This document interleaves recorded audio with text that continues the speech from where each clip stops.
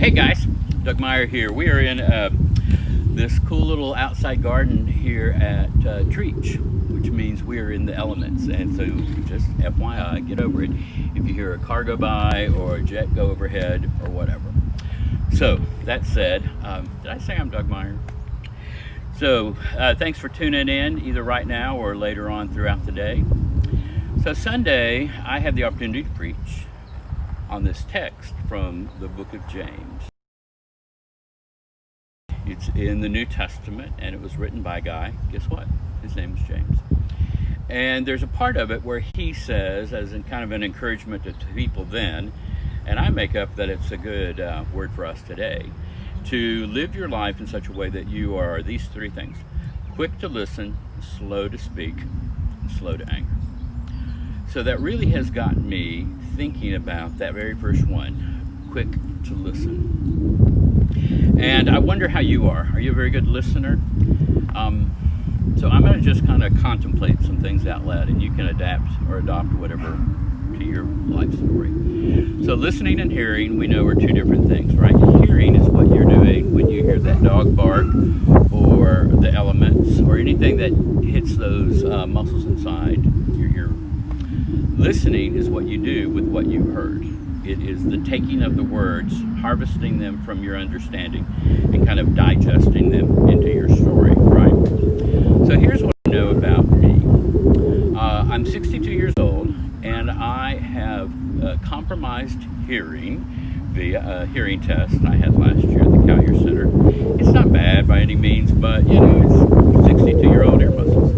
And listening skills are influenced by those 62 years of doing life. What does that mean? What that means is I've developed a finely tuned filter of hearing your words.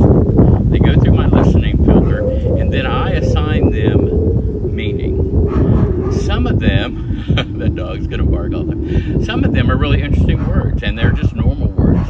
But some of them are what I call trigger words. Do you have trigger words? They're like, you always, you never, you should, you don't. Gosh, man, when I hear those words, I flip a switch in my head.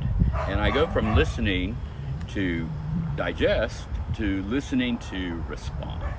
And what it means is lash out. I get defensive. I get triggered with, you're not enough, or you didn't do it right, or I wonder, are there words in your life that are like that? Maybe there are people who say those words that trigger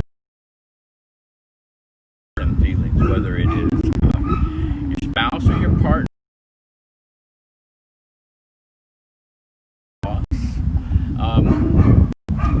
What I'm trying to do in my life right now is be mindful of trigger words and being quick to and slow to respond, knowing that they are getting stuck in this.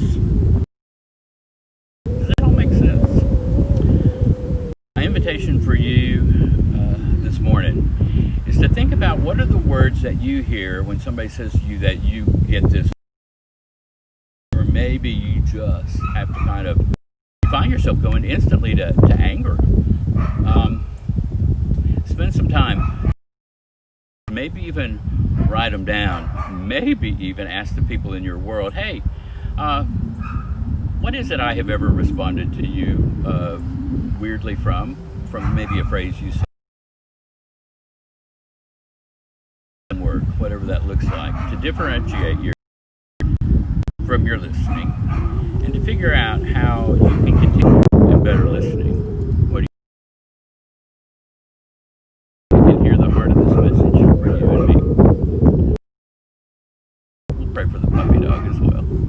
Gracious God, thanks for this morning and the awareness that our hearing is different than our listening, and sometimes we get wrapped up in words that other people say, and we assign them meaning well beyond what they were meant to be. We let things push us even over the edge. Help me and help us this morning, oh God. to always breathe, to be quick to listen, and way slower to respond. Thanks, God. Amen. So, thanks for tuning in, whether it's right now or throughout. You guys have been great about that. If you found some value in this, share it. Throw it out there on Facebook, or maybe send it to a friend. Anyway, I hope you have a really good day. Take care. Bye-bye.